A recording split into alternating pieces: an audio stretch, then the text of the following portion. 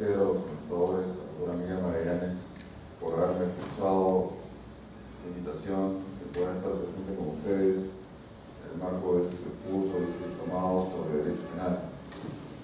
Vaya que es muy importante hoy en día remitirnos realmente a la parte general, que definitivamente ha sido muy descuidada en los últimos tiempos en mérito a la entrada en boga, en vigencia del modelo acusatorio, donde se ha hablado mucho de las técnicas de liquidación oral, de la teoría del caso, que resultan muy importantes como herramientas que debe utilizar el operador jurídico, el litigante, para poder ganar un caso.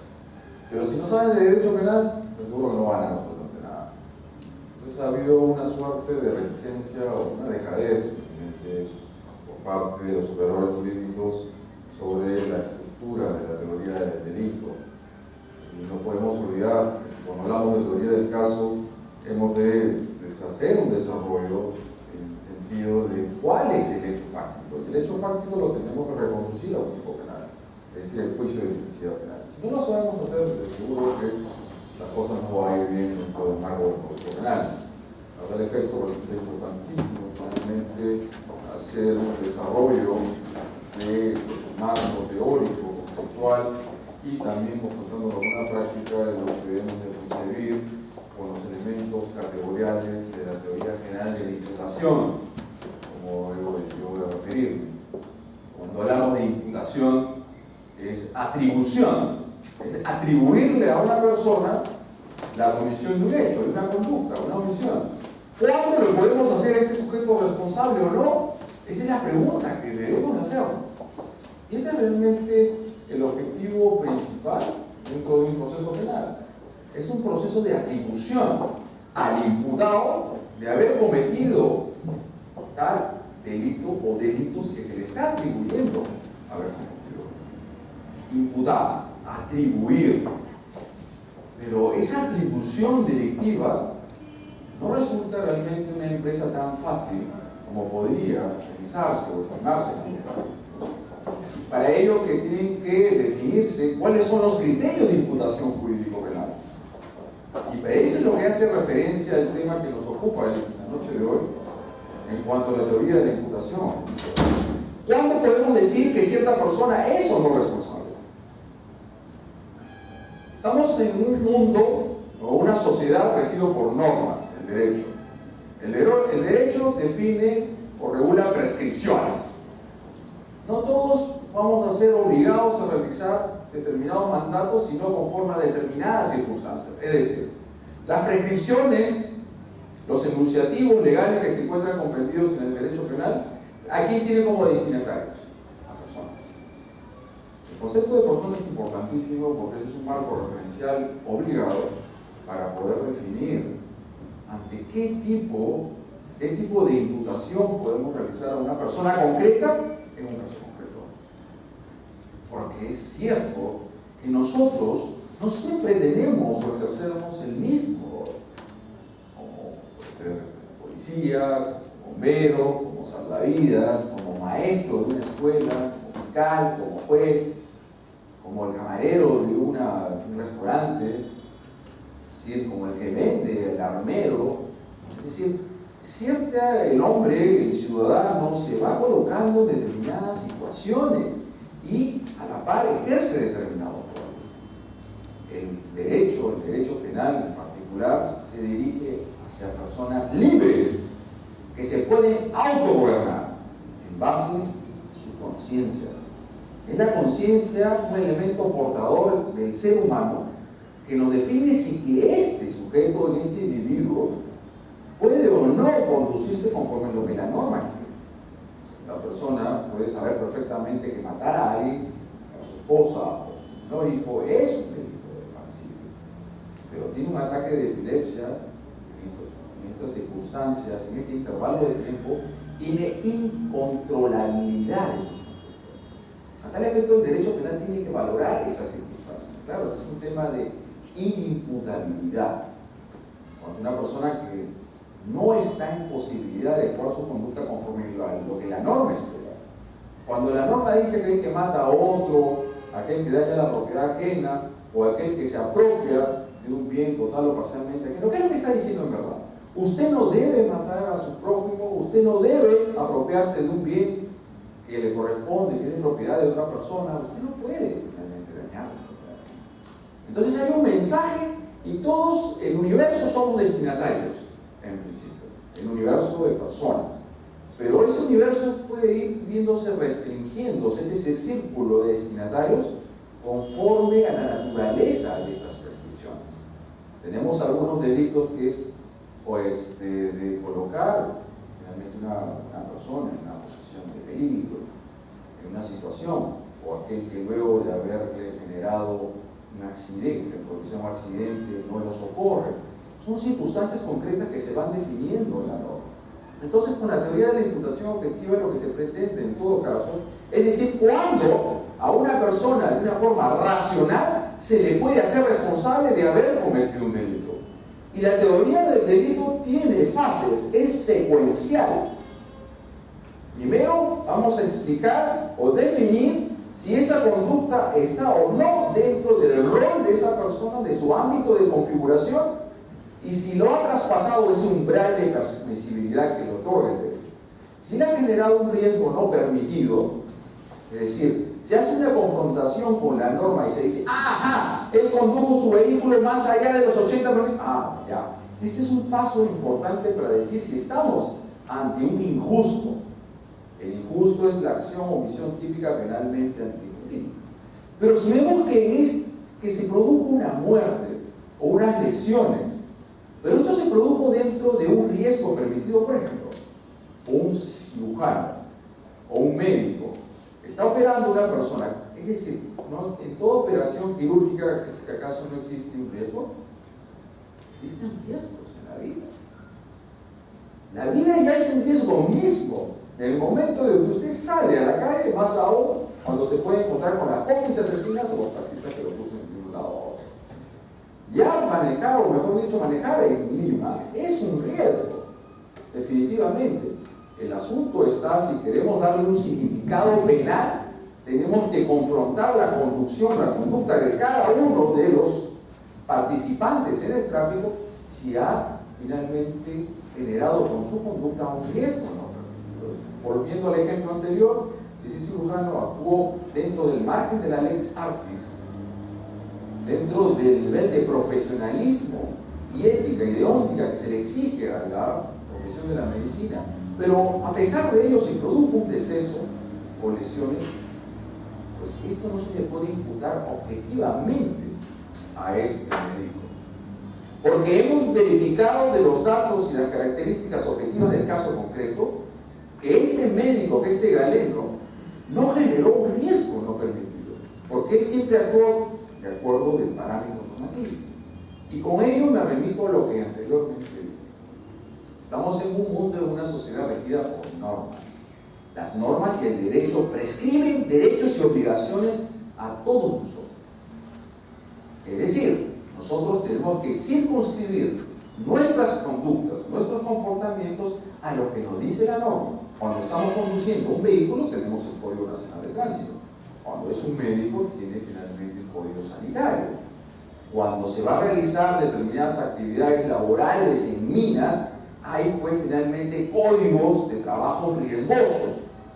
Existen pues determinadas normativas que el Estado ha sancionado de una forma general, pero que de forma específica define el marco de actuación cuando usted ingresa a realizar dicha actividad.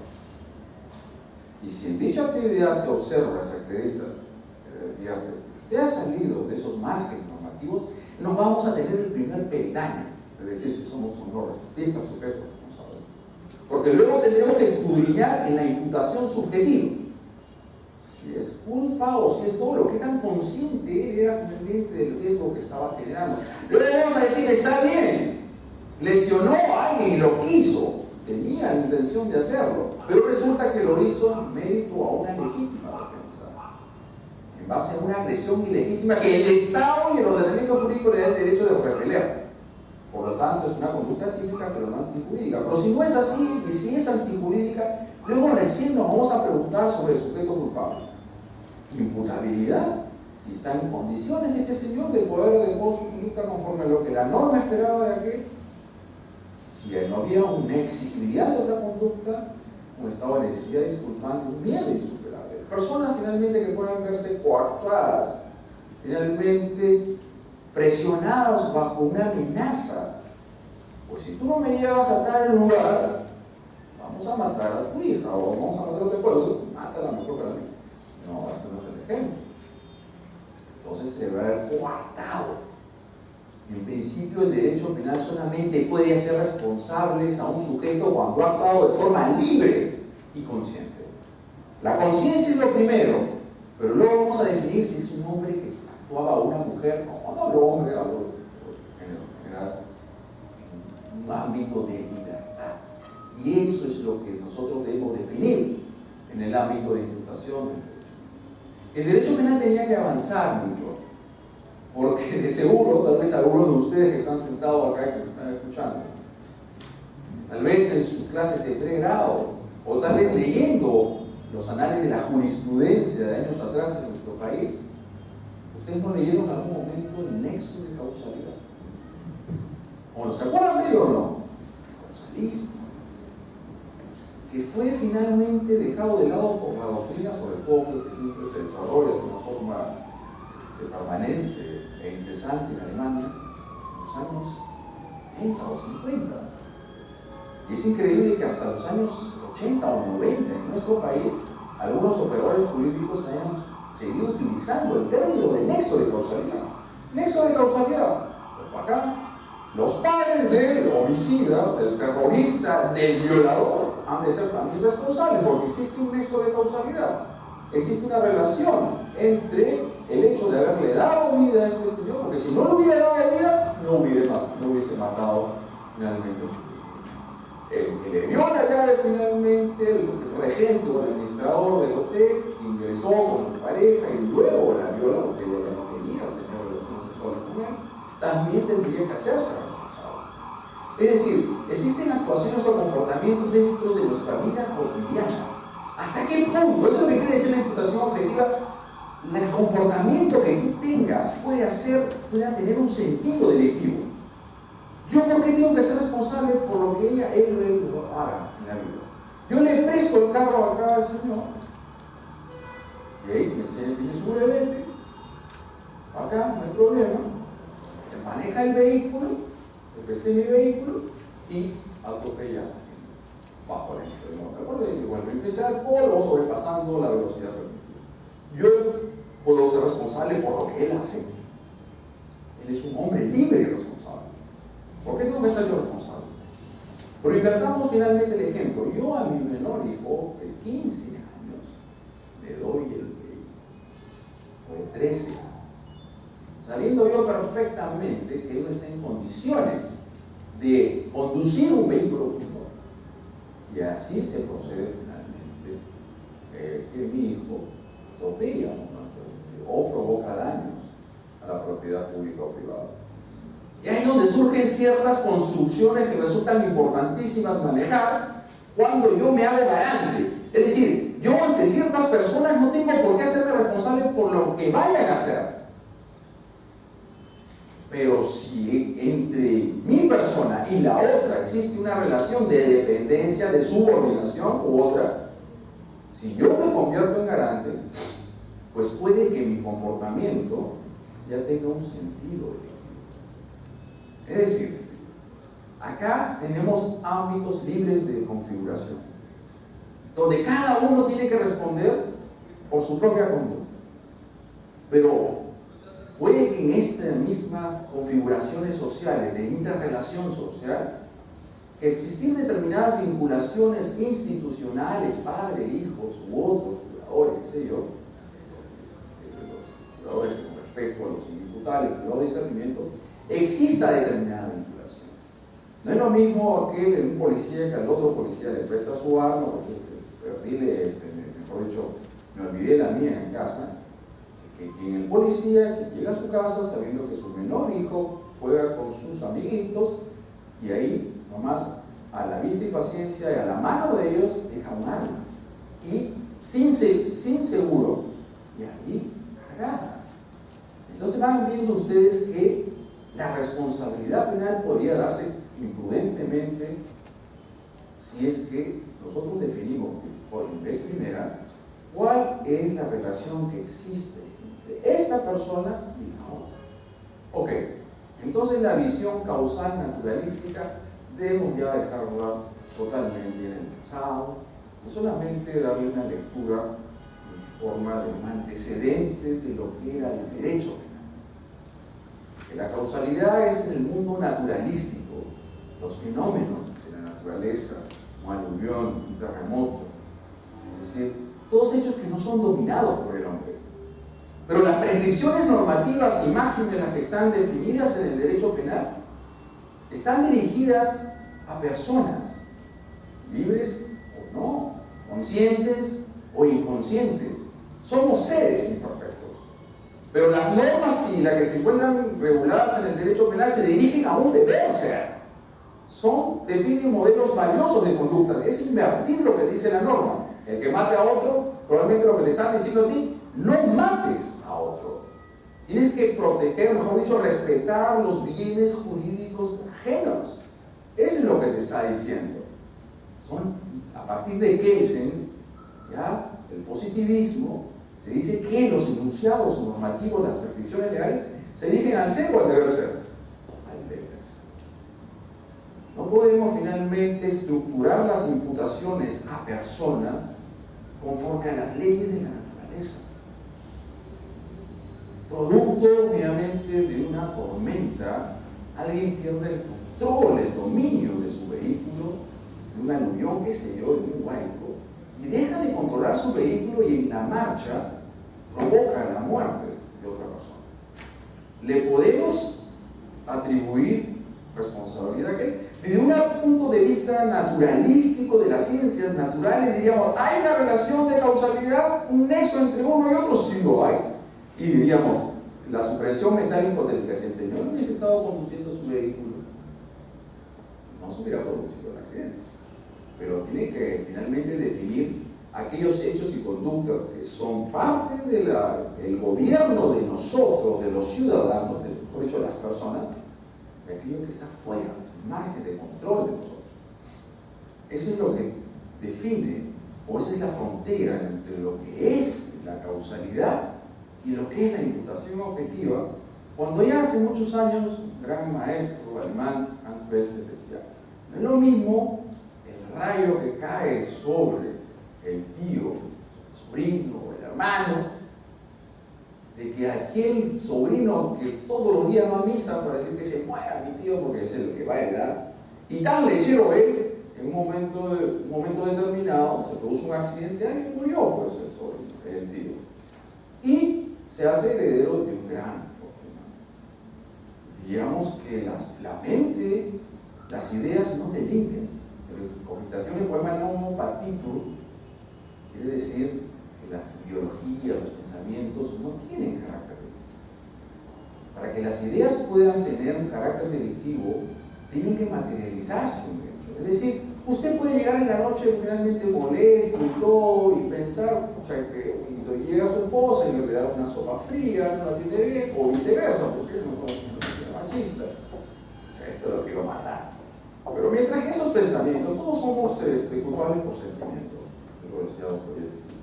Lo importante cuando hablamos del derecho penal es que esos pensamientos tienen que traducirse y expresarse, exteriorizarse con comportamientos. Si no, no resultan punibles para el derecho penal. Entonces es trazar finalmente una frontera entre aquello que tiene un sentido naturalísticamente objetivo dentro de lo que es el verbo matar, y definir cuando esos verbos matar, hurtar, sustraer tengan un sentido jurídico. Es decir, puede ser la muerte de una persona, puede ser producto de muchos factores. Y como puede ser producto de una conducta humana, puede ser un ataque, un paro cardíaco, puede ser también que finalmente le cayó algo encima de la cabeza, un objeto contundente, de una impresión, pues finalmente el señor ya estaba pues, ya muy avanzado de edad y recién se casa con una veinteañera, y ahí quedó, por realizar un emprendimiento riesgoso.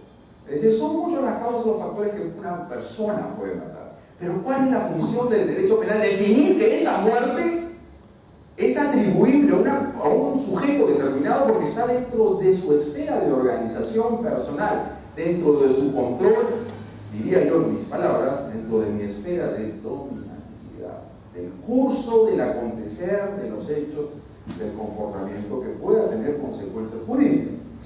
Dicho esto, entonces, la imputación objetiva tiende a definir en base a elementos normativos quién, cuándo, en qué circunstancias a un sujeto se le puede hacer penalmente responsable. Y significa un gran mérito de esta teoría, el cual puede acusar sobre de no ser un producto acabado o de tal vez generar a veces consecuencias o resultados dogmáticos que no pueden ser muy coherentes en algunos casos. Pero toda teoría tiene esos efectos. No hay teorías al 100% acabadas, siempre hay ciertas fisuras, ciertas grietas, pero lo importante es que la dogmática utilice este instrumento racional, porque es un instrumento racional, para no imputar o atribuir resultados o riesgos que no pueden finalmente resultar siendo encajables dentro de mi esfera de organización. La causalidad puede entrar todo, es un cajón desastre. En cambio, con la imputación objetiva usted delimita el ámbito de protección de la norma. Es decir, muerte o la muerte de una persona puede ser producto de muchos factores, nuevamente lo digo, de condiciones. Pero lo importante en materia penal es definir cuál de aquellas pueden ingresar al ámbito de protección de la norma. Entonces, en la imputación objetiva ingresamos haciendo un esquema normativo. Señalamos entonces que las prescripciones normativas dicen que debe hacer esto, hacer lo otro, como conductor, como bombero, como policía, como juez, como camarero, como un obrero de una fábrica, etc. El asunto es definir desde qué punto hasta qué, mejor dicho, parámetro puedes hacerte tú responsable por lo que hagan otras personas. Y también partiendo de una premisa muy importante, que en un Estado constitucional de derechos existe libertad. Es decir, el Estado debe reconocer ámbitos de libertad a los ciudadanos. Claro, ahí estaría el gran debate que tenemos enfrascado durante muchos años respecto si el suicidio, o mejor dicho, la eutanasia, el suicidio es, la gran diferencia entre la eutanasia, el suicidio, que el suicidio es una muerte planificada entre dos, porque uno le contribuye a otro para que se dé su muerte, pero uno mismo lo ejecuta. En cambio, la eutanasia, el otro le pide la vida para que el otro le ejecute su muerte. Pero acá el suicidio es punible y el homicidio a ruego también resulta punible. Es decir, estamos hablando ante bienes jurídicos indisponibles, porque la eutanasia ha sido despenalizada, me parece, por homicidio a ruego en la legislación penal alemana. Y es una discusión, un debate muy finalmente acalorado, donde discurren una serie de conceptos e ideas. Ok, entonces la imputación objetiva son elementos normativos. Y ahí nace el concepto de rol, el concepto de los roles. Esto es importante, vamos a hablar primero del concepto de los roles y luego hablaremos de lo que es el riesgo permitido. A ver, ¿qué son los roles? Tiene que ver con lo que señalé antes. Nosotros tenemos determinados roles como policía, como padre de familia, como maestro, etc. Los roles quiere decir que usted tiene que comportarse de determinada manera porque la norma lo exige así. ¿No? La norma lo exige así. Pero estos roles, si bien es cierto, se encuentran juridizados, porque están normativamente recogidos, estos roles también tienen que ir de la mano con un concepto de persona. Quien de cierta forma introdujo mucho en la discusión el tema de los roles en la teoría de la imputación objetiva fue Peter Jacobs en Alemania y tiene muchos seguidores. Y ya de cierta forma a un sector de la jurisprudencia de la doctrina nacional se ha inclinado por darle respaldo finalmente a una posición de los roles en el sentido de cada individuo, como si es su rol de taxista, Si su rol de médico, de bombero, de salvavidas, es en base a esos roles que se define o no si es responsable. Entonces, esa es la pregunta, si finalmente el camarero, es el clásico ejemplo, el camarero de un restaurante, puede hacerse responsable de una sopa envenenada que le vaya a entregar a uno de los comensales. Y se dice, no es el rol del camarero verificar si el alimento que sirve a los comensales se encuentra o no envenenado. No es así. Tampoco es un rol del taxista averiguar o preguntarle a sus clientes, oiga usted, a donde lo estoy llevando, ¿va a hacer algo ilícito o va a cometer algún ilícito? No es el rol del taxista averiguar qué van a hacer sus pasajeros cuando los lleve a su destino. No es un rol del que vende un arma, o mejor, tal vez cualquier otro instrumento riesgoso. Un instrumento riesgoso plenamente en esta ciudad es un vehículo, como todo. De preguntarle al ciudadano, oye, ¿usted qué va a hacer con el vehículo? Porque eso implicaría restringir de forma injustificada ámbitos libres de organización. Ámbitos libres de organización en el sentido de que cada uno es portador de ciertos derechos, de ciertas libertades, en este caso de realizar su actividad de comerciante, su actividad de mozo, de empresario, etc. Entonces diríamos que mientras que no se quebrante ese rol, no hay problema. Entonces este comportamiento, lo que ya dice la doctrina, son conductas inicuas o neutrales. Pero esa neutralidad o esa naturaleza inicua, pues también tenemos que engarzarlas en base a una valoración del caso concreto. Y hubo pues una sentencia, una resolución jurisdiccional en el cual un taxista estaba conduciendo a varios sujetos quienes ingresaron a una casa, y era obvio porque lo estaban finalmente maniatando, con tortura, qué sé yo, ingresaron y empezaron a llevarse las cosas ajenas. Era obviamente identificable para el taxista que estos señores, estos agentes del delito, estaban apropiándose de bienes muebles ajenos. Entonces dice la sentencia, pues si no es un rol del taxista averiguar o inmiscuirse en aquellas actividades que puedan tener alguna clase de ilicitud, finalmente, y por lo tanto ellos no pueden ser penalmente responsables. Esa es una extrema juridización de los roles. Porque algo muy importante leí hace tiempo atrás. Aparte del rol que tenemos como médicos, como policías, qué sé yo, como jueces, fiscales, también tenemos el rol del ciudadano. El rol del ciudadano, ¿qué significa? Que usted no está autorizado para dar una contribución a otra persona para que éste cometa un delito. Vayamos a un ejemplo muy gráfico. Resulta que usted tiene un vecino que cotidianamente, permanentemente, para finalmente discutiendo con su esposa. Entonces, escucha usted, no escucha nada, no, mejor así. Llega pues su vecino y le dice, ¿me prestas un machete que tienes ahí? Una navaja. Se la presta, no hay problema.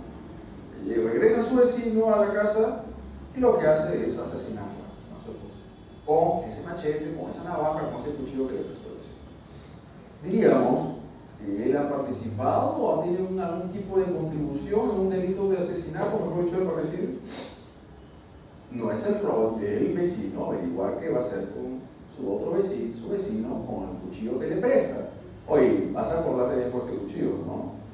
No le vamos a estar preguntando, ¿no? ¿Qué vas a hacer con esto? ¿Qué vas a hacer con lo otro? Es decir, existen comportamientos que, enlazados con otros, podrían tener o no un significado delictivo. Pero si ese mismo ejemplo es que el vecino escucha que ya están dando a golpes, hay gritos y todo, y viene el vecino ensangrentado con sangre, manchas en la camisa, me prestas, por favor, tú, casi hasta lo coacciona. Entonces ya no podemos desvincularlo de los actos que a posteriori vaya a cometer la otra persona. Porque ya sabe que está contribuyendo, está dando finalmente un elemento importante para que la otra persona ultime finalmente a su esposa. Es decir, esta juridización del rol muy esquematizada nos puede llevar a resultados políticos criminales insatisfactorios, porque el problema de una excesiva normativización del derecho penal con la teoría funcionalista implica una suerte de robotización del ser humano. No podemos hacer un ser humano un robot, no podemos hacer de la culpabilidad un sistema funcional únicamente dirigido a restablecer la vigencia fáctica de la norma, y nos olvidamos que estas normas se dirigen, claro, a reafirmar una vigencia normativa, pero su misión más esencial es la protección de bienes jurídicos. No vamos a entrar acá en la discusión, protección de bienes jurídicos por establecimiento de la vigencia de la norma, pero lo importante a todo esto es decir que una excesiva instrumentalización de los conceptos elementales del delito, su excesiva normativización, mejor dicho, su radicalización, puede llevar finalmente a resultados políticos criminalmente insatisfactorios. Sabedores nosotros, claro, todo dependerá de la postura que uno dé al respecto. En mi caso es claro que la protección de bienes jurídicos, en el sentido de que los roles, si bien es cierto, pueden darnos una primera premisa, a saber, esto no resulta suficiente si le damos también, como el mismo Jacobs habla, de un dato objetivo. ¿Y cuáles son las circunstancias en concreto con las cuales se produce esta conducta? Pues en el caso, por ejemplo, del camarero, que sabe que esta sopa está envenenada, y por sus estudios de biología, y así, aún así, se le entrega al comensal, él toma la sopa, él muere, ¿esa conducta tiene un significado o no tiene un significado delictivo? Eso es lo importante. El significado de lo cotidiano, separarlo del significado delictivo del comportamiento. Pero para ello no solamente va a resultar importante analizar cuál es finalmente el rol que estaba asumiendo este señor en tal momento, sino también las características y circunstancias del caso concreto, de forma objetiva. La objetivización de esta conducta y este comportamiento y este enlace podrá o no ser. Estamos hablando realmente de lo que se llama la prohibición de regreso, que tal vez yendo un poco más adelante dentro del orden que debimos haber llegado a este esquema. Pero me pareció importante ya hacer una introducción de lo que deben de significar los roles dentro de un sistema social, pero un sistema social donde no podemos hacer que los seres humanos se constituyan en meros, finalmente, unidades instrumentalizadas cuyo funcionamiento hace que el sistema funcione. Si no, es una base autorreferencial normativa puramente no, sino el concepto de persona no lo podemos perder dentro de un sentido natural. No podemos deshumanizar al ser humano so pena de ir a una excesiva normatización de los conceptos. El riesgo, bueno, señalé antes, lo indiqué. Muchas conductas más aún en la sociedad postindustrial, sociedad moderna de hoy en día, una serie de actividades, ¿no? Por de actividades deportivas, el fútbol, que diríamos del box, la Fórmula 1, el parapente, las actividades laborales en las niñas, realmente, ¿qué más tenemos? Las actividades médicas, hoy en día, la cirugía plástica se ha convertido en una fuente inmanente de riesgos. No existe, no son pocos los casos en que pacientes, hombres o mujeres, para querer ser un poco más virtuosos, estructuralmente hablando, se someten a estas cirugías y la sorpresa después es que terminan fríos, lastimosamente hablando. Es decir, hoy en día esta sociedad moderna de la competitividad, de lo que nos vende la sociedad de consumo y el avance de la ciencia y la tecnología, ha hecho aparecer nuevos riesgos. Por eso que ustedes observarán en la literatura jurídica, filosófica, sociológica, en lo que es la sociedad del riesgo, ahí tiene un autor muy emblemático que es Ulrich Beck, la sociedad del riesgo. Pero lo importante, y cuando ya ingresamos al derecho penal, es definir cuál es la frontera entre el riesgo permitido y el riesgo no permitido. Porque no podríamos finalmente prohibir todos aquellos comportamientos que lleven incito un riesgo, porque como señalé al principio de esta conferencia, ya salir de la casa acá, en esta ciudad de Lima, ya es un riesgo. Más aún cuando usted maneja un vehículo acá, en esta ciudad. Ya constituye un riesgo y cada vez más riesgoso por la forma temeraria e imprudente por la cual se conducen quienes participan en el tráfico robado. Pero esta misma sociedad, a través de las normas, no puede prohibir estas conductas, así como el box, el fútbol, el parapente, el paracaidismo, etcétera, porque tienen una cierta utilidad social y también reportan ventajas económicas. El marketing, la publicidad, qué sé yo, también son actividades lícitas. Pero ¿cuál es lo importante acá? Es hacer una frontera, es decir, ¿cuándo esa actividad es lícita y ilícita? ¿Y cuál lo define? Cuando supera el riesgo permitido. ¿Y cuándo sabrán ustedes cuando están en el riesgo no permitido? Cuando confronten la conducta con la norma. ¿Cuánto es que conducía, qué velocidad el conductor? ¿Sobrepasó los 80 o los 100 kilómetros por hora? Ajá. Ahí ustedes van a definir. Pero con ello no va a ser suficiente. Ojo. Porque la imputación objetiva, en cierta forma, su construcción se encaminó, se dirigió, se encauzó a dar una explicación de los delitos del resultado, es decir, que ese riesgo no permitido que creó su conducta, que sobrepasar la velocidad permitida, fue la que produjo el resultado, pero no por obra del azar o de la casualidad, sino que esa fue la que se concretizó en el resultado. Pongamos un ejemplo. El conductor está por la carretera sur, yéndose a la playa en una época de verano, y está a 100 por hora o 140, ya sobrepasó el riesgo permitido, la velocidad permitida, y así se lanza desde un puente peatonal una persona. Se lanzó el otro y lo chancó. Se produjo la muerte. Y ustedes dirían, pero claro, acá el otro del señor, el conductor del vehículo, estaba yendo más allá de la velocidad permitida. Pero ¿cuál de las dos conductas es que le explica el resultado de una forma racional? El que se lanzó al vehículo. Porque de igual forma, si hubiese ido 80 a la velocidad permitida, igual se hubiese producido finalmente el atropello, finalmente el choque frontal del vehículo contra la persona. Pero nosotros lo que tenemos que hacer es delimitar una explicación que no vaya por el transcurso, el torrente de la causalidad, de la naturaleza de las cosas, sino delimitar criterios de imputación en base a quién infringió qué roles y bajo qué circunstancias. No solamente en el tráfico tráfico rodado, existen obligaciones para quien conduce un vehículo, sino también para quienes, los peatones. Y el Código Nacional de Tránsito también tiene prescripciones para peatones. Dentro de las estadísticas, y lo vi hace muchos años, dentro de las causales de muerte, 70-80% son por obra de accidentes de tránsito. Pero también existe un porcentaje importante, no significativo, de que quienes generan son los peatones. Pero lo problemático es cuando existe una concurrencia de riesgos. Concurrencia de riesgos. Porque al final, en el proceso penal, tiene que definirse con rayana seguridad, con convencimiento que la conducta del conductor fue la que produjo finalmente el resultado fatal, en este caso.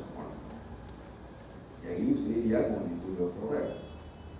Porque iría una cuestión probabilística. ¿Qué porcentaje me puede decir que causó la muerte acá producto de la conducción temeraria, o si no, el producto también de cómo intempestivamente cruzó el peatón acá? La teoría de la imputación objetiva lo que pretende es ello, y darle la mayor certeza posible para solucionar el caso, pero en algunas hipótesis de trabajo, una constelación de casos, realmente esto va a ser muy difícil. Entonces, el riesgo permitido nos define determinados ámbitos de intervención de la vida humana cotidiana. Pues, está dentro del riesgo permitido, está dentro de las normas cuando el médico, antes de proceder a una operación, ha recabado toda la información de la ficha médica para saber finalmente cuáles son los antecedentes de su paciente, si tiene algún tipo de contraindicación a un medicamento, si tiene los mecanismos mejor dicho, los utensilios médicos necesarios, está todo ok. Pero si este médico a la par no hizo ningún tipo de contrastación o informe, no requirió un informe de su paciente, si es que tenía finalmente algún antecedente de contraindicación con un medicamento o unas anestesias, porque hay una persona que tiene una reacción muy adversa ante determinadas anestesias y aún así lo procede a operar y se produce la muerte, ahí ya habíamos finalmente advertido la infracción donde va a haber cuidado. Por lo tanto, se generó un riesgo no permitido y este fue el que se concretizó el resultado. Tiempo atrás, hace unos años, cuando hubo una reunión de la APEC, no me acuerdo exactamente acá en el país, había una motorizada, una policía motorizada. Estas motos son realmente bien pesadas. Hay que tener cierta fuerza muscular para poder dominar una máquina de tal contextura. Se habían cerrado determinadas calles y la señorita en la moto pierde el dominio del mismo, y a tal efecto los vehículos que estaban por ahí cerca, uno o dos de ellos la chancó y naturalísticamente hablando fue que causó la muerte. Pero la pregunta de la imputación objetiva debería ser la siguiente: esta persona que estaba conduciendo la moto a su vez lo realizó de una forma reglamentaria, o mejor dicho, no es que ella al perder el control del vehículo ya generó un factor desencadenante de riesgo que casualmente pasó a la persona y lo atropelló. Si yo estoy por mi vehículo, si ya finalmente ya no tengo un margen de distancia en el cual yo puedo parar, y así finalmente la arroyo por la negligencia de esta persona que cruzó por la calle de una forma intempestiva, yo no puedo ser responsable. Pero pongamos otro ejemplo. Uno solamente puede pasar en luz verde, ¿no? Pues está en la luz verde, pero hay una señora, usted la ve a 50 metros. Una señora anciana que está finalmente cruzando la pista de una forma muy lenta, y ¡boom! Principio de confianza, va a decir. Porque el principio de confianza también es un elemento importante del marco de la teoría de imputación. Oye, tengo que confiar que las personas que pasan en los transeúntes que van a cruzar la calle lo van a hacer en el modo, en la forma reglamentaria y cuando debe de ser. Pues ahí no opera la persona, el principio de confianza. Porque acá lo que se ve es que aún este conductor está en posibilidad de dominar el curso del suceso que va a originar finalmente la producción del resultado lesivo. Y digo yo, el principio de confianza acá en la conducción de vehículos automotores es a la inversa. Yo voy a confiar de que la combi, el taxista, no va a parar en la luz roja, si no se va a ir de frente. Acá el principio de confianza es a la inversa. Por eso que importante es lo siguiente: nosotros recepcionamos muchas teorías, muchos conceptos, construcciones dogmáticas muy importantes, muy finamente elaboradas con un lenguaje muy pulcro. Pero nosotros tenemos que adecuar las teorías a nuestra realidad. Pues le aseguro que los conductores de vehículos en Alemania, Holanda o en Suecia, pues no lo son como acá. Cuando viene un europeo acá, se espanta de lo que ve en el tráfico. Prácticamente nos piensa que nosotros estuviéramos en las cavernas, en la prehistoria. Porque nosotros tenemos una sociedad, lastimosamente, hemos de decirlo, donde la gente no respeta, ¿no? Si usted hace finalmente un caso de laboratorio, cuando estoy en un vehículo, uno acá no cumple las normas finalmente por una conciencia de ciudadano. Por eso no lo cumple. Si no lo cumple por la amenaza de una sanción, que en buena parte tiene su significado dentro de una estructura imperfecta de todos los seres humanos. Usted va en su vehículo, usted va a parar en la luz roja y está en el límite de la línea para cruzar. Está el primer carro que tiene para cruzar. Los de atrás, ¿qué lo que van a hacer? Siempre y cuando no haya policía o alguna, finalmente, una cámara. ¿Qué van a hacer? Le tocan el claxon ¿para qué? Para que usted infrinja la norma y cruce la calle y cruce la pista en rojo. ¿Es así o no? no solamente te tocan el caso, sino te recuerdan a tu mamá, a tu abuela, a toda tu familia, ¿no? Y esa es finalmente la concepción de que nosotros debemos de tener en nuestra sociedad. Por eso es que cuando yo hablo de una forma de cierta lacónico sobre el principio de confianza, pues ese principio de confianza yo no lo puedo tener en una sociedad, una ciudad como esta, donde la gente, yo más voy a confiar en que no van a cumplir con las normas de tránsito como debería ser al contrario. Entonces es importante adecuar las teorías a nuestra realidad social. A ver, no sé si, creo que ya debemos haber pasado algunas diapositivas. Miren cómo se resulta de diapositivas. ¿Yo? ¿Con cuál? Ah, se quedó. ¿Ah? ¿Qué? ¿Para adelante de dónde? Ya, bueno, sigamos en todo caso. Entonces creo que serán dos conceptos a extra.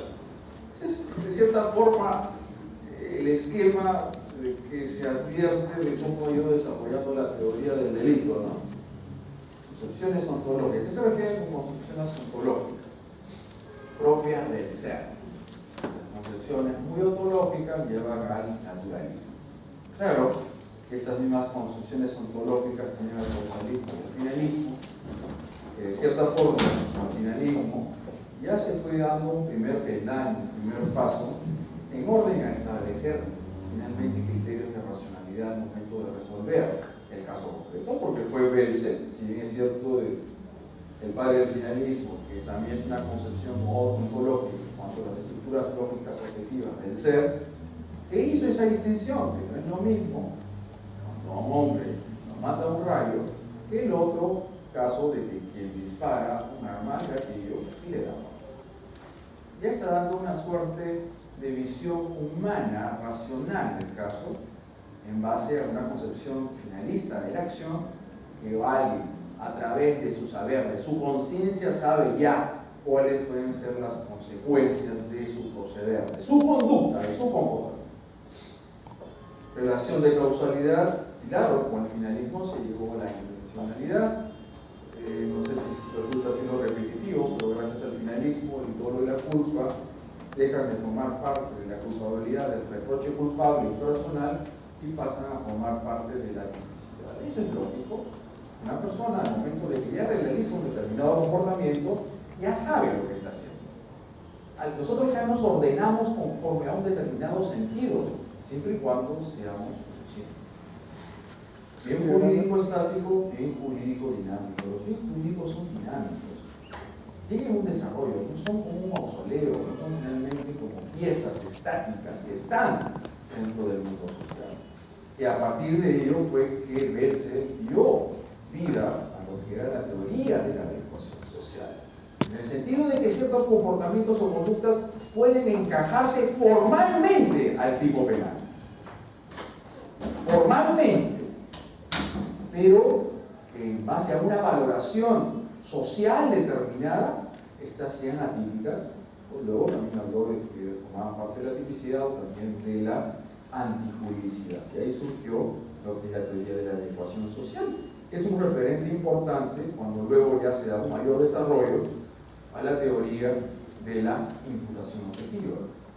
¿Cuál es el esquema que se veía acá? Que era, a partir con Belsen, se quería dar la solución de los casos concretos a través de la finalidad. Es una subjetivización del comportamiento. Pero lo importante, y creo que lo dije al principio de la conferencia, es por qué yo me voy a ir a escudriñar a la mente humana si primero puedo advertir o verificar si este sujeto actuó o no dentro del margen de riesgo profesional.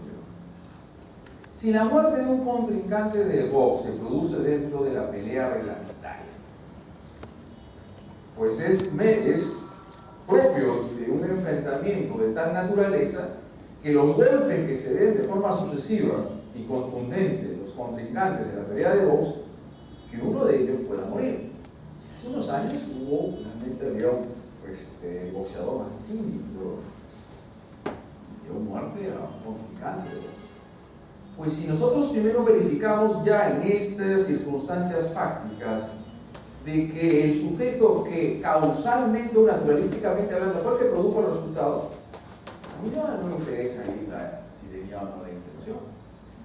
Pongamos que esos mismos contrincantes de Vox se produce la muerte dentro del contorno pugilístico, pero después se advierte por datos extra periodísticos que el otro contrincante era el amante de su esposa.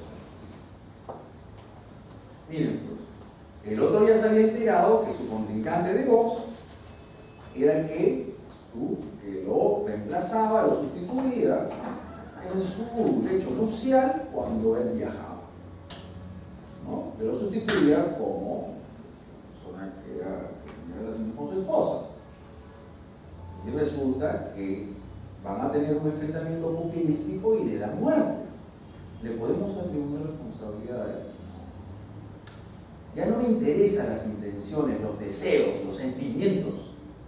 Si yo ya objetivamente estoy definiendo que él actuó dentro del marco del riesgo permitido, no hay problema. Pero si ya había terminado la pelea del box, reglamentariamente hablando, baile, lanza finalmente una piedra o qué sé yo, un bocacho y le da muerte, ahí sí estaríamos hablando de un sentido delictivo de esa conducta. Entonces, se avanzó un poco más allá de lo que ya se había hecho con el finalismo y lo que permite la imputación objetiva es para qué voy a ir al ánimo, al ser delincuente, si ya estamos hablando ante un comportamiento que objetivamente hablando no tiene un significado delictivo. Siguiente, por favor. Finalismo Belsen.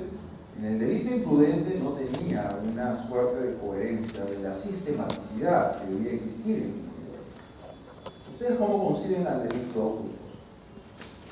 ¿Cómo ustedes lo conciben al delito culposo? El delito culposo, y más aún los delitos de comisión por omisión, tienen una base definitivamente normativa. Normativa. Es una prescripción normativa, no es la no intencionalidad. Yo no lo quería, no es que yo no quería. Es lo que hemos estado señalando al principio de esta exposición. Que todos nosotros, los ciudadanos, sea cual fuese el rol, de una forma específica y concreta, tengamos que asumir, tenemos que respetar ciertas normas. Pues si el cirujano tendría que haberse fijado claramente si ese paciente sufría de algún tipo de hipertensión arterial, qué sé yo. Si usted va a ir finalmente a manejar su vehículo, tiene que verificar que los neumáticos estén en perfectas condiciones y también los frenos. ¿Sí? Usted al momento de desarrollar una determinada actividad social económica, tiene que prever de que los mecanismos que va a utilizar no vayan a provocar un riesgo no permitido. Entonces las normas te dicen finalmente, tú no puedes sobrepasar toda velocidad para ir finalmente a manejar en la carretera, tiene que tener ciertas condiciones o características tu vehículo. Para someter a alguien a una cirugía plástica previamente tiene que hacerse todo un control, un chequeo. Cualquier tipo de operación quirúrgica requiere de una serie de análisis previos. Esos análisis previos no se pueden obviar, no se pueden prescindir so pena de poder ingresar a un ámbito de lo prohibido, cuyo caso puede tener un sentido delictivo. Importante elemento a saber es que no resulta suficiente con generar un riesgo no permitido, sino que este sea el que concretice el resultado. Porque el otro puede ser ya una infracción administrativa, pero no un delito.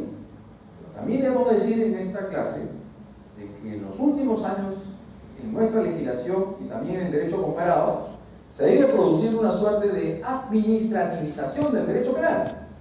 Algunos delitos contra el medio ambiente, contaminación, señala el que será reprimido con tal y tal pena privativa de libertad cuando supera los límites máximos permisibles.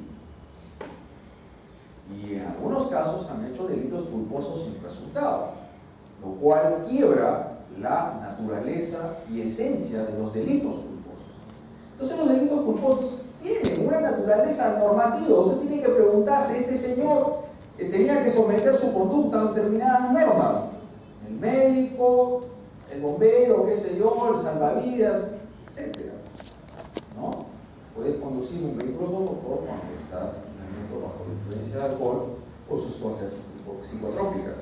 Entonces ahí puede surgir un delito culposo siempre y cuando usted haya infringido un deber de cuidado que a su vez haya creado un riesgo no permitido y a su vez este que haya sido el que haya provocado el resultado. Pero la teoría de la imputación objetiva no solamente tiene que ver con resultados, sino también con imputación de riesgo. Ustedes saben perfectamente que existen delitos de peligro. Y ustedes dirían, pero si hay un peligro y no hay un resultado, entonces ¿para qué sirve la teoría de imputación objetiva? Ajá. El peligro implica la idoneidad, la aptitud para poder lesionar un bien jurídico. El delito de conducción bajo la influencia de alcohol o sustancias psicotrópicas que está previsto en el artículo 274 implica la conducción de vehículos automotores. Si no está tan borracho, tan zampado, digamos, que quiere finalmente llegar a su vehículo, no puede ni abrir la puerta, o llega al vehículo, abre la puerta y se queda dormido, ni siquiera puede finalmente colocar las llaves en el encendido, y así lo llega y lo ve la policía, ha cometido un delito. Podría cometer delito inclusive aquel que no está ni siquiera en condiciones de poder manejar, o que se quedó sin gasolina y está empujando el carro. No es conducción. Entonces tiene que medirse la idoneidad. Si ya está estacionado, ahí no hay aptitud de estar en ese riesgo o ese peligro que la norma lo define con ese sentido delictivo. Entonces la teoría de la imputación objetiva no solamente tiene que ver con resultados, sino también con la verificación de riesgos. Acuérdense que hay delito de peligro, y si esa conducta no tenía idoneidad, no tenía aptitud para generar ese riesgo, debe ser descartada la imputación objetiva. Siguiente, por favor. Siguiente diapositiva, pero sí, pues, lo que generó, mejor dicho, nuevamente, daba ciertos elementos y ciertos conceptos, y creó lo que era esbozó lo que era la teoría del incremento del riesgo, o las conductas alternativas a derecho, lo que de cierta forma generó muchas discrepancias en la doctrina. Que dice acá, es imputable el resultado cuando se crea un riesgo que fuera superior al permitido para la ejecución de la conducta. Y surgió ese caso del camionero. Habían dos personas, un camionero, estaba un conductor de un camión, estaban en una carretera en Alemania, y había un ciclista. El camionero, a fin de sobrepasarlo al ciclista, estaba yendo un poco lento, hizo una maniobra imprudente, incrementó el riesgo, y luego resulta, porque el conductor de la bicicleta ahí nomás quedó, murió, falleció, que él también había creado un riesgo. ¿Cuál había sido? Que estaba manejando bajo la influencia del alcohol. Estaba medio borrachito el que estaba finalmente conduciendo la bicicleta. Había dos riesgos, entonces el camionero ya había incrementado el riesgo, sí, pues había incrementado. Pero lo que tiene que decirnos la imputación objetiva, si ese incremento del riesgo fue el que provocó el resultado. En el caso de teoría del incremento del riesgo, vamos al siguiente ejemplo que se da en la doctrina colombiana. La señora finalmente que está llegando a la ciudad, luego de un largo viaje, un periplo, pues también va más allá de la velocidad permitida y finalmente atropella, pongamos, a alguien que está conduciendo una bicicleta o un transeúnte, como ustedes quieran. Le provoca lesiones medianamente leves o medianamente graves, porque tiene que ser hospitalizado, pero está fuera de peligro el paciente, y el doctor le prescribe ciertos medicamentos. Él lo cumple a cabalidad, pero vamos finalmente siguiendo este norma. Pero resulta que este paciente finalmente no, al momento de comer ciertos alimentos, se produce finalmente una obstrucción, una tráquea, qué sé yo, y muere. Le podríamos imputar, atribuir responsabilidad por homicidio a la generadora del primer riesgo. Este es el asunto. Y solo hablaron finalmente lo que era la interrupción del curso causal. Ese ejemplo que ustedes seguramente lo habrán leído en su oportunidad. Le genera un enfrentamiento, unas lesiones leves, están llevándolo al hospital, a la clínica, y justo más piña le da un rayo a la ambulancia y muere. Le podemos finalmente atribuir responsabilidad al primer causante, lógicamente solo de aquello que él finalmente habrá cometido. Pero hay una suerte de, ¿cómo decir?, de límites. Hasta acá llegó el riesgo que generó la primera conducta, y acá pueden aparecer otros riesgos que, ¿cómo se llaman? Sobrevivientes. Llegó a la clínica en estado, bueno, con ciertas heridas, pero no de tanta gravedad. Al señor, al paciente, lo dejaron horas ahí esperando en el nosocomio, una posta médica. Eso fue un accidente de tránsito. No lo atendieron. Es decir, hubo una indiligencia por parte del personal médico, por las enfermeras, por todos aquellos que tendrían que haber finalmente intervenido de forma inmediata. Producto de esperar durante tantas horas, se produce un desangre, una hemorragia y muere. Aquí le podemos atribuir al primer causante del primer riesgo el resultado fatal de la muerte del paciente. Es lo que es la interrupción del curso causal. Es decir, puede haber concurrencia de riesgos, y lo que le debe hacer el derecho penal es definir a dónde ir, hasta dónde estaba tu intervención, tu responsabilidad, y luego cuál es la otra responsabilidad. Volvamos con otro ejemplo del paciente. El médico le prescribe, está bien, no ha sido pues finalmente muy grave lo que has tenido, pero tienes que rigurosamente tomar ciertas medicinas. Y no lo hace. No lo hace el paciente. Y producto finalmente de su pasividad con respecto a los medicamentos, se muere. O se produce finalmente una gangrena y tiene que amputar la pierna.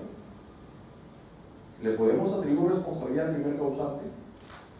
Y ahí surge otro principio regulador de la imputación objetiva. ¿Cómo se llama? La autopuesta en peligro.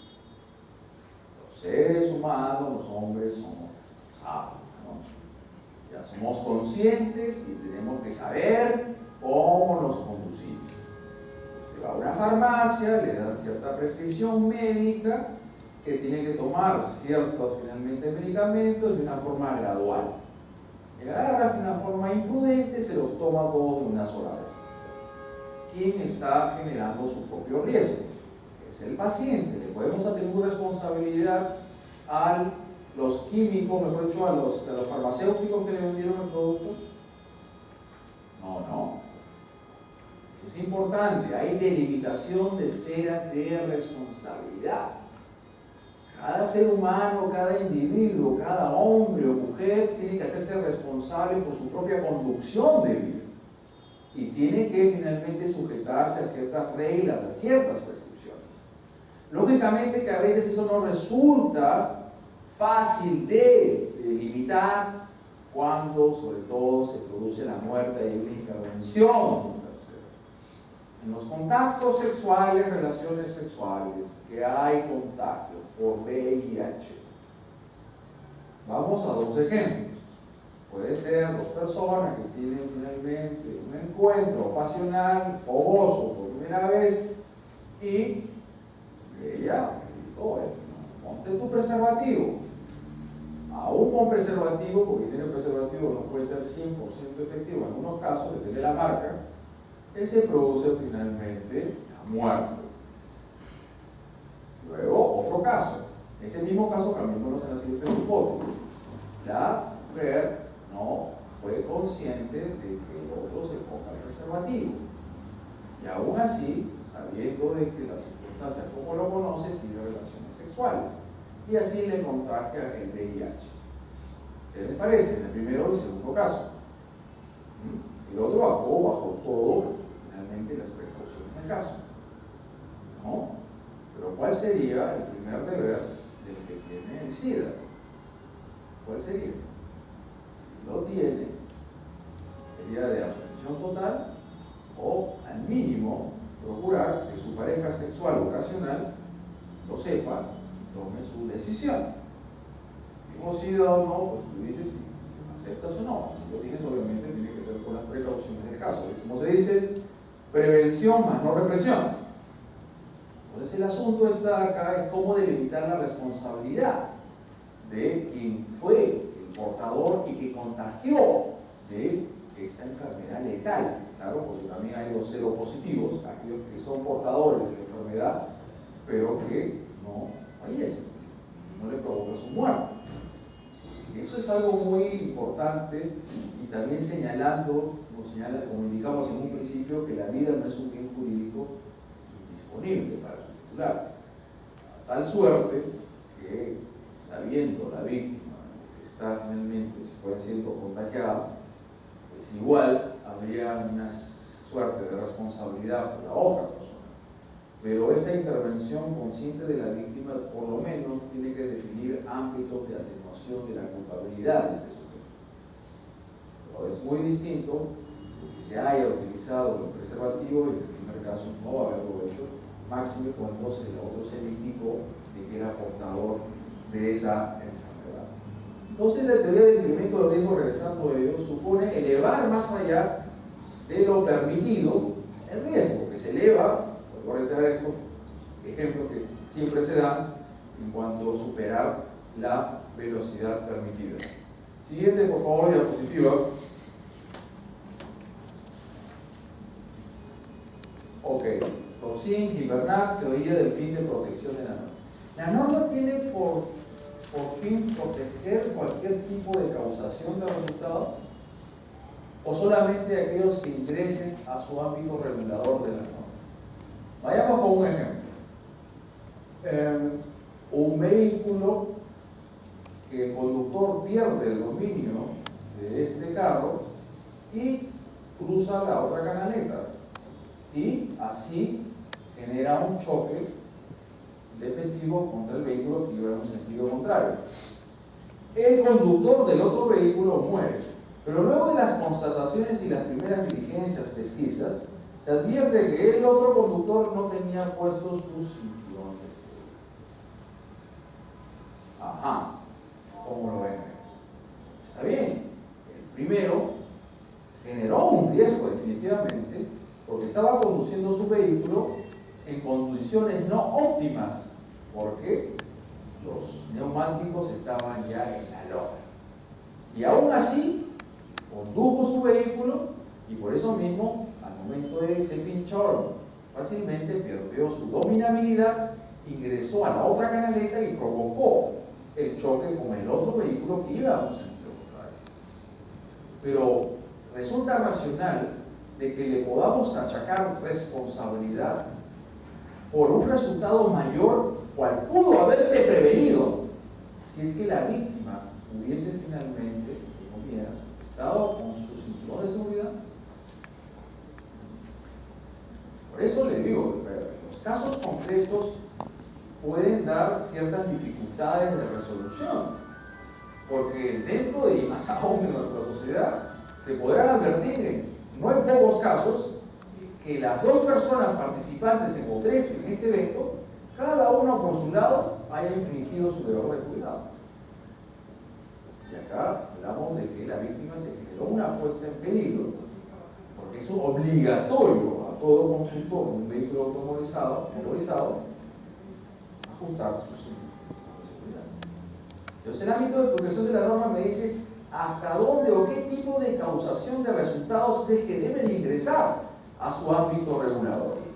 No es un ámbito de protección de la norma de aquel paciente de que muere, está bien, estaba internado en mérito a las heridas, al accidente que se produjo por una persona que actuó más allá del riesgo permitido por atragantarse con trozos de pollo, por ejemplo. Ese no es el ámbito definidor de la norma, ese no es lo que ingresa al ámbito de protección de la norma, sino solamente determinados resultados que son originados por el obrar conductivo, por el proceder de un ser humano, de un hombre, cuando ha generado un riesgo no permitido. Pero el asunto se complica cuando también la víctima, entre comillas, también da una contribución al evento delictivo, da un determinado sentido y haciendo el enlace del anterior comportamiento con el subsecuente es el que conforma el delito. Es decir, en otras palabras dicho, cuando nuestra participación previa puede ser instrumentalizada o no para generar el resultado. Para ello tenemos que preguntarnos acerca de los roles y cuáles finalmente son las prescripciones conforme al caso concreto. Complemento necesario de la teoría de la evaluación del riesgo del incremento, porque lo que se cuestionaba era de que los delitos resultados se convertían en delitos de peligro.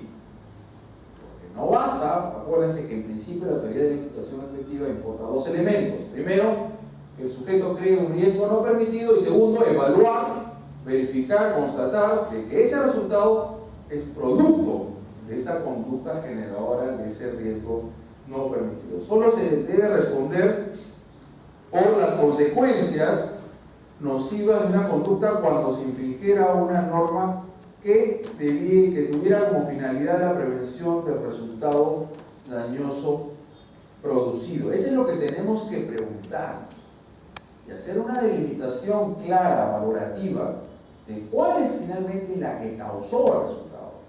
Y eso no importaría de ninguna manera que quede impune la primera conducta. Pero usted no puede responder por factores causales sobrevinientes o cuando la víctima agrega un propio riesgo que puede ser el que desencadena el desenlace fatal. Siguiente, por favor. Y ahí viene lo que hablábamos, ¿no? La prohibición de regreso. Es mecanismo para impedir que la responsabilidad penal se extienda de manera ilimitada. Esto tiene que ver con una participación previa, dolosa o imprudente de una persona, y luego aparece otra intervención. Y ahí fue donde señalé claramente, les indiqué lo que son las conductas neutrales o las conductas inicuas. ¿Cuándo pueden tener significado no delictivo? ¿Por qué no puedo retornar atrás y atribuirle a esta persona responsabilidad? En principio nació esto bajo la interrupción del curso causal, como el caso de quien lo hiere levemente a alguien en el transcurso de la conducción de la ambulancia a la San Socorro, cae un rayo, es la interrupción del curso causal, pero luego surge, ya dentro de un elemento normativo, definir a partir de roles específicos cuándo no se le puede hacer responsable a alguien porque su participación ha posibilitado que otro cometa un delito. Es decir, en las siguientes palabras, el comportamiento que nosotros podamos tener puede ser instrumentalizada por otro para cometer un delito. Como dije, yo le puedo prestar un vehículo a alguien, le puedo finalmente, yo soy el armero, vender un arma, le puedo prestar un cuchillo a alguien. Eso puede la otra persona utilizar esta contribución que yo le doy para cometer un delito. Entonces, ¿yo por qué tengo que responder por ello? Está dentro de mi rol averiguar qué va a hacer este chico de 19 años que acaba de graduarse del colegio, de la universidad, y resulta que va a hacer carreritas, piques en la Costa Verde, y a tal efecto se produce una muerte. Ah, usted le vendió el vehículo, usted es responsable. No, porque yo soy libre de venderle a quien quiera. Pero yo le puedo vender un arma a cualquier persona. Por ejemplo, si yo vendo armas de fuego, ¿se la puedo vender a cualquiera? No, tiene que tener una licencia para comprar armas. No se la puedo vender. Y si usted tiene un instrumento riesgoso, no puede dejar un arma al alcance de personas que no están en capacidad de poder finalmente manejar estos instrumentos riesgosos. Como le dije en el caso del policía, del militar, qué sé yo, que llega a su casa y deja un arma encima, mejor dicho, de una mesita que está al alcance de su mano. Y este juega con sus amiguitos y le da un balazo. Le da por responsabilidad al chiquito, 5 años. Imagínense, ¿no? Entonces, la torpeza que lo ha cometido es ¿quién? El policía militar que ha dejado sus armas a vista y paciencia y que puedan ser usados por otras personas que no tienen la autorización para portar dichas armas. Y ahí surge lo que es los deberes de garante. Los deberes de garante definen, obviamente, en muchas oportunidades, cuándo alguien o no puede ser penalmente responsable.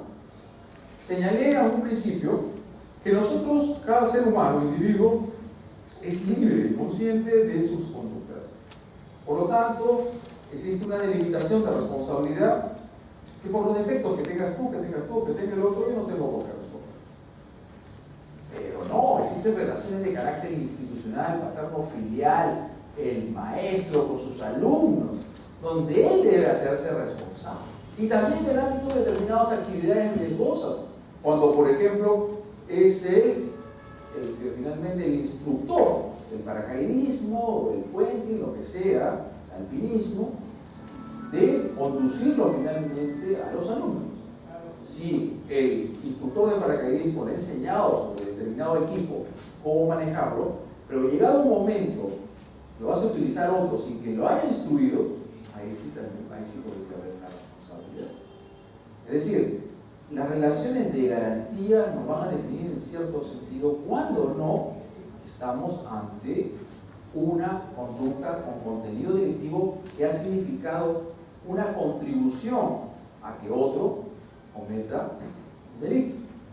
Llegando a lo anterior, entonces, no es un rol del camarero averiguar si es que la sopa que va a servir está o no envenenada.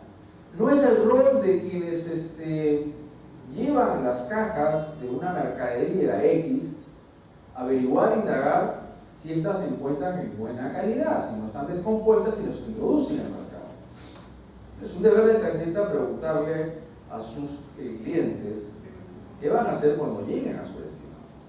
No es su rol, pero este rol, que en principio puede ser una conducta neutral o inicua, puede adquirir un sentido delictivo ante determinados casos concretos, pero no en base a ese rol juridizado, sino en base al rol del ciudadano.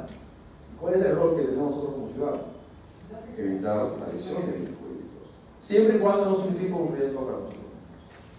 Eso tampoco. Nosotros no tenemos, como decía mi padre, un derecho penal de héroes, sino seres humanos.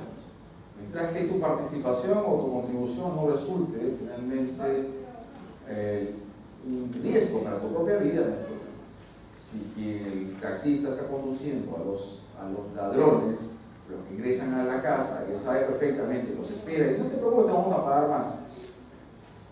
Él está participando en un evento delictivo, está dando una contribución importante, es un cómplice primario. Basta en lo eventual. Pero si a él le ejercen amenaza o coacción, si no me llevas allá, finalmente vamos a ultimar tu vida. Entonces acá hablamos de otra cosa, que esta conducta será típica o antijurídica, pero no es exigible a una persona en tales circunstancias portarse conforme a ley, porque hay una coacción. La persona que vende vehículos o que vende armas, por más que el otro sepa que es medio loco, iracundo y que puede finalmente matar a alguien, no será finalmente responsable.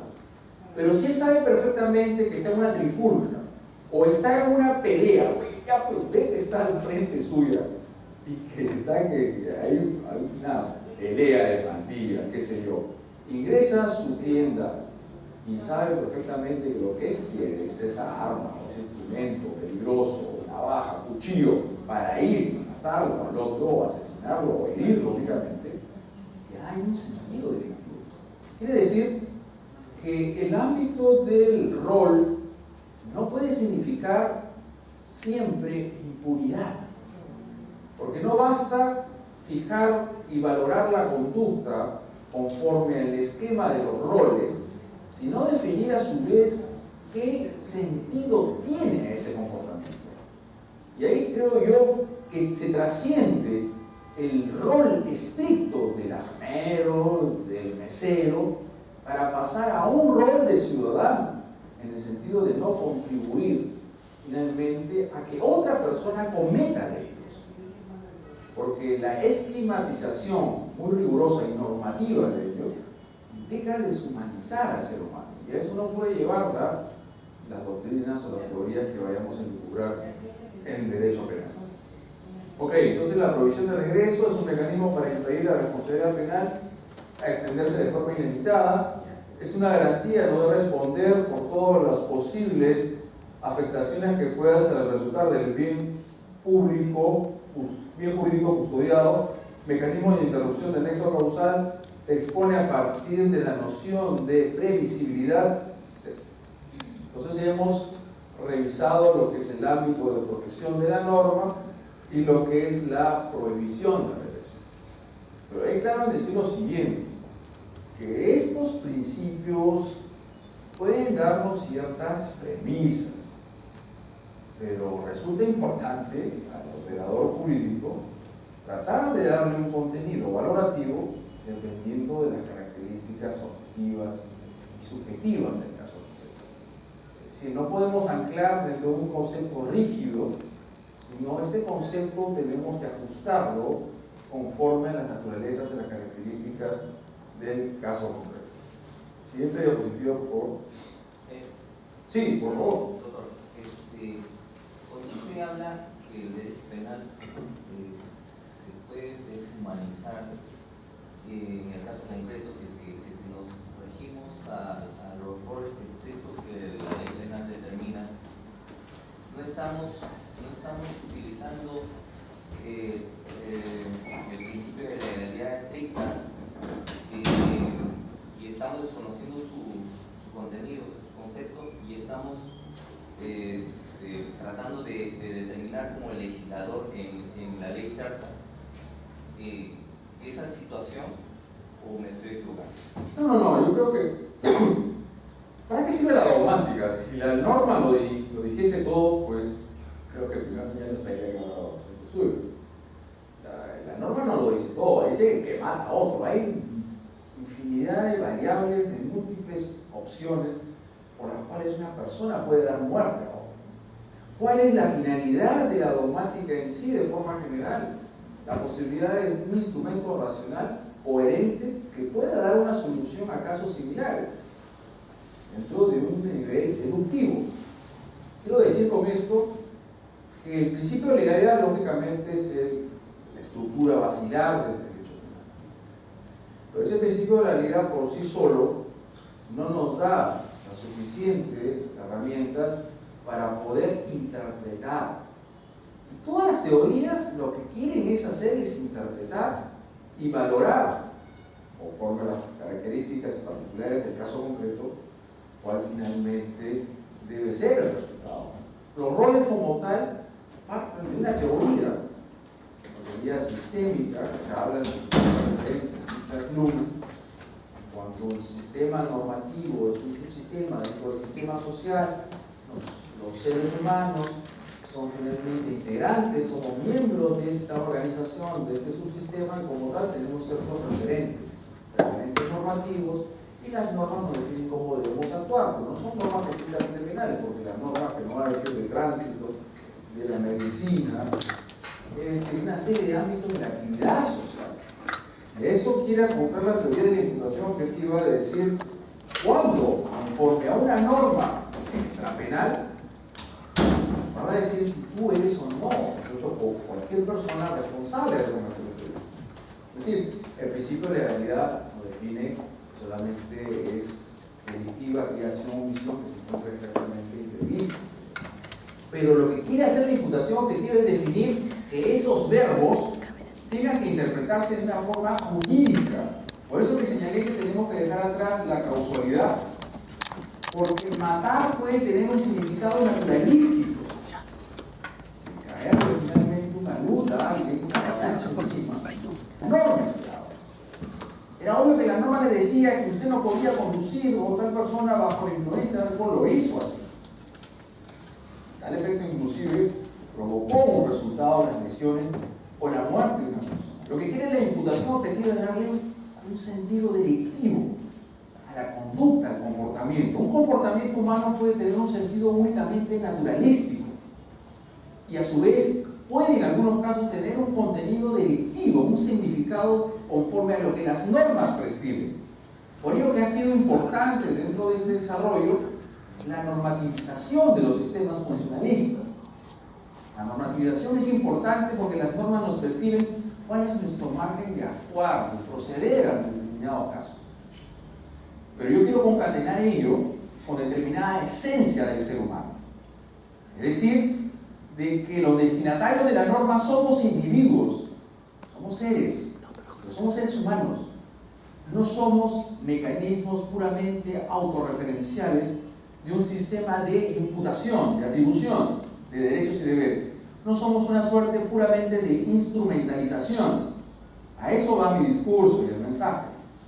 de que no basta ello, sino que también el contenido de persona en cuanto a su esencia natural, como dice Muñoz Conde. De cierta forma, como yo me alejo a una visión autorreferencial de la persona como un integrante más de un sistema, de un microorganismo, de un sistema. Es como decir un sistema donde cada uno ejerce un rol y si cada uno lo ejerce bien, pues ese sistema va a funcionar. Pero no podemos llegar a un esquema robotizado y esquematizado, más aún porque no todos los individuos somos iguales. Por eso es importante y qué tan trascendental es poder valorar a qué tal instrumentos o herramientas contaba con esa persona para poder evitar la causación, la generación de ese resultado.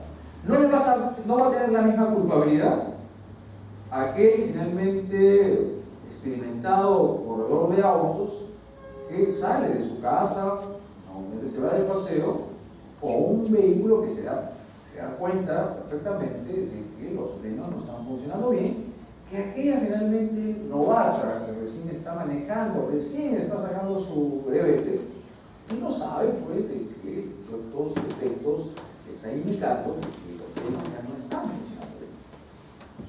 Lo que quiero decir a todo esto es que nosotros tenemos que definir la imputación conforme al baremo, al criterio del hombre concreto, del hombre de carne y hueso, pero también en base a la solidaridad humana que no puede perderse.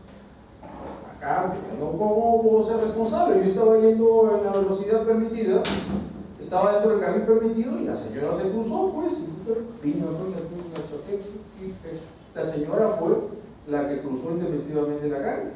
Pero señor, ¿usted cuántos metros estaba cuando la divisó? Estaba a 50 metros. En esos 50 metros usted tendría posibilidad de bajar la velocidad o de frenar su vehículo, si lo tenía. ¿Y por qué no lo hizo? O algo retiraron, no era mi rol. Quien había infringido rol era esa señora anciana que no debió haber cruzado de esa forma. No puedo esquematizarlo de esa forma, de esa realidad. Mientras que haya posibilidad de dominabilidad del curso causal del acontecimiento típico, pues esta persona tiene el deber de abstenerse de realizar acciones que puedan finalmente resultar siendo perjudiciales para otra.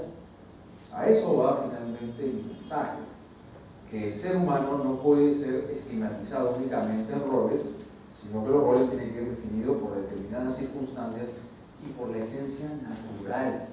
Es decir, el sistema de la teoría del delito, si bien es cierto, ha de contener hoy en día ingredientes evidentemente normativos, eso no lo puede llevar a despojarse de elementos ontológicos del ser humano, porque la excesiva normativización es lo que puede finalmente provocar resultados, a mi modo de ver, indeseables dentro de lo que se quiere un esquema de la teoría del delito dentro de un Estado social y democrático de derecho.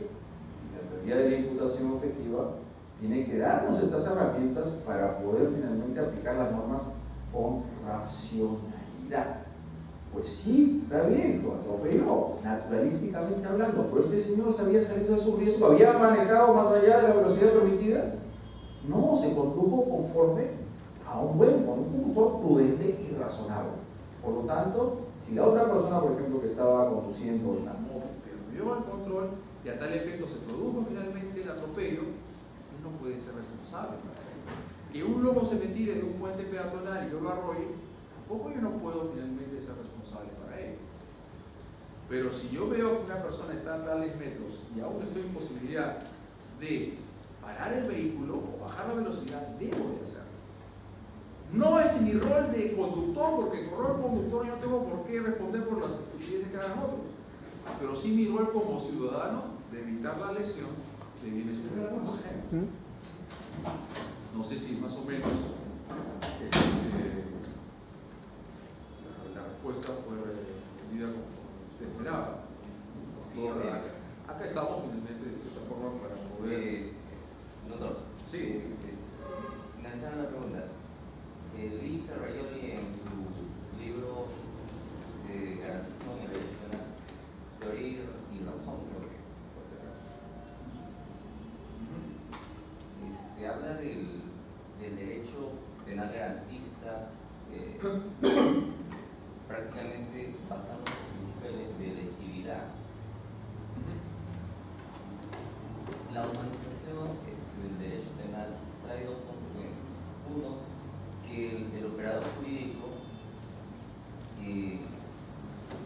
desusa o desecha un poco el rol normativo para aplicar la punibilidad en grados 1. Y muchas veces estamos viendo en la sociedad actual que estamos punibilizando o penando muchas conductas sociales que son masivas, ¿no? Y que este rol o deber de cuidado se ha llevado a un extremo mucho más castigador. Entonces, ¿no crees que estamos humanizando demasiado el derecho humano? Pero exactamente como humanizando, yo lo que quiero llevar es hasta qué punto el ser humano, el hombre, debe ser responsable por sus conductas. Pero otra cuestión es cómo ese garantismo se ha ido quebrando, de cierta forma, cuando el derecho penal hoy en día está adelantando su ámbito de intervención. Delitos de peligro, abstracto, son objeto de un grave cuestionamiento por parte de algunos tutores de garantía. Pero para ello debemos de hacer una distinción, un paralelo, que es el propio que ocupa esta noche, entre lo que es la modernización del derecho penal y lo que es la suerte de inflacionismo punitivo, esa neocriminalización, lo que es la suerte del derecho penal del enemigo. Seguro que usted habrá leído de que Luis Ferrer es un detractor rotundo de estos teoremas ahora preventivistas del derecho penal.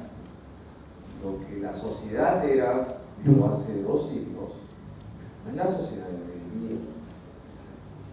Bajo tales contextos podríamos decir, quien está conduciendo bajo la influencia de alcohol o sustancias psicotrópicas llegaría a la defensa y diría, pues si yo no he lesionado a nadie, no he matado a nadie, ¿por qué me tienen que penalizar? ¿Por qué me tienen que imponer una sanción punitiva si a mí un profesor me enseñó el principio de lesividad y la conducta por lo menos tiene que haber generado un riesgo concreto a la vida de alguien? Yo no lo hice. No había ni siquiera personas cerca de la carretera cuando yo estaba conduciendo mi vehículo. ¿Qué debo yo contestarle? Dentro de un esquema de la sociedad actual, amigo, la aparición de nuevos riesgos hace que el derecho penal tenga que adelantarse un poco. Pues yo no tengo por qué esperar que tú mates o lesiones a alguien. A mí yo tengo que prevenir y neutralizar esos riesgos que ya puedas generar para la vida y salud de otras personas que concurren en el tráfico.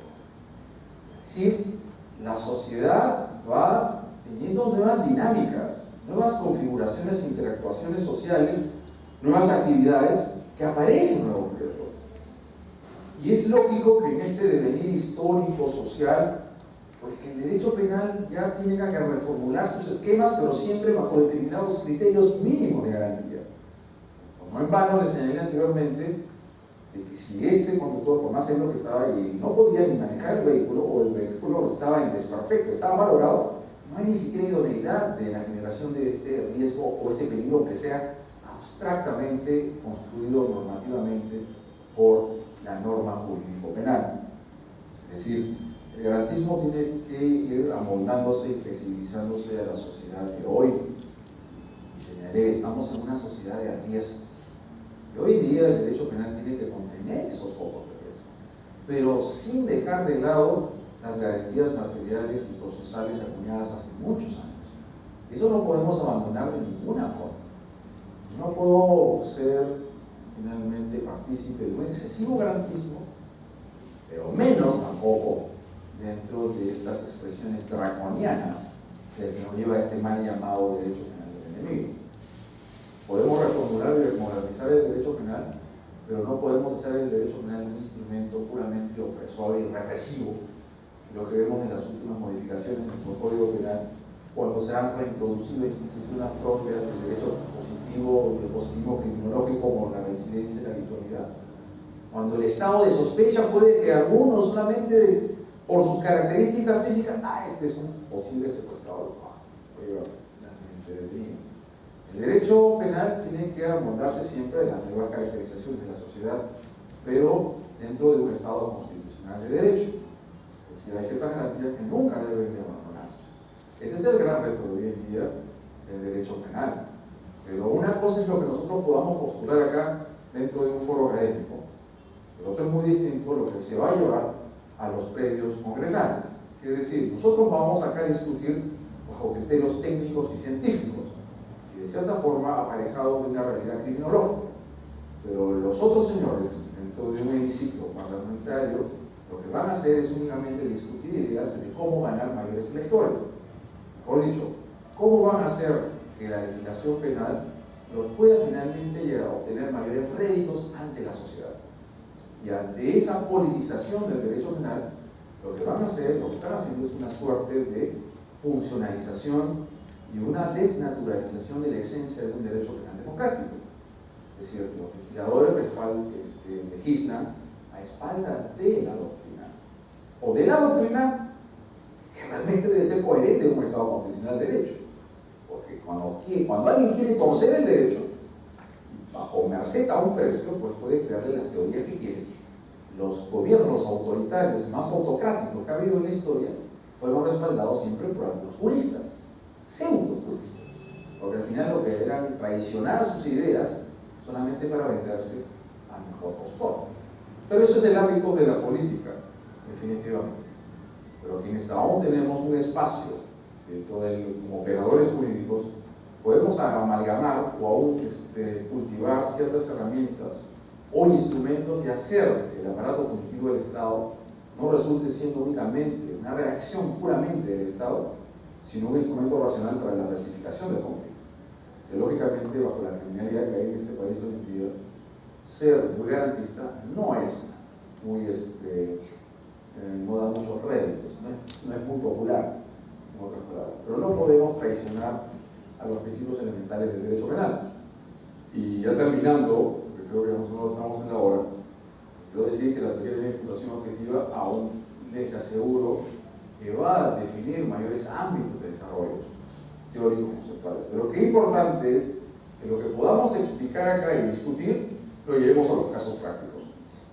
Porque no podemos formular una clase únicamente en base a teorías o teoremas, sino definirlos, pero en base a un hombre concreto, y no en base a una sociedad un poco más organizada y más ordenada como la alemana, sino en base a la sociedad peruana, porque tenemos que hacer un derecho penal peruano. Es decir, extrapolar las teorías me parece muy bonito, pero si no las adecuamos a nuestra realidad, pues haremos un pleno puramente decisionismo. Al final podemos llegar finalmente a resoluciones arbitrarias, que es lo que no quiere la dogmática jurídico-penal. No sé si hay alguna otra pregunta que quieran realizar. Sin defecto, terminando con estas palabras positivas a entregar, y otro material por medio de la doctora Miriam Magallanes que finalmente alcanzar, porque de hecho, no sé si con otros expositores, pues en marco de la teoría de imputación objetiva hay mucho que decir. Pero terminando, lo diré, que la teoría de imputación objetiva tiene un ámbito muy amplio de aplicación. No solamente los delitos culposos, sino también los delitos dolosos, en las tentativas, en los delitos de peligro, hasta los delitos de comisión por omisión. En la evitación, en la posibilidad de haber evitado la causación del resultado. Siempre y cuando definamos que esta persona, en el caso concreto, era garante de proteger la intangibilidad de la identidad de un determinado vínculo. ¿Envían alguna pregunta? Entonces, doy por terminado mi intervención, agradeciendo a ustedes su participación.